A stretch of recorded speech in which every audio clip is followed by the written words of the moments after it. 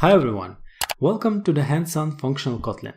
My name is Stepan Goncharov and I am the author of this course. Right now, I am working as engineering manager at Grab and also I am organizer of Kotlin Singapore user group.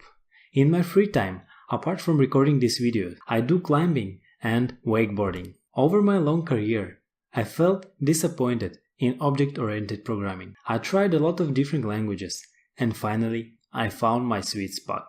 Right now, I'm using Kotlin and functional programming and never felt better.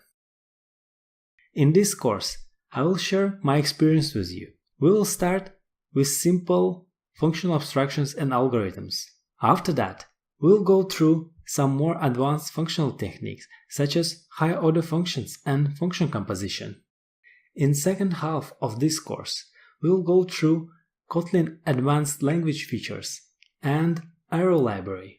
At the end, we will build entire app using Kotlin, arrow library, and functional programming techniques.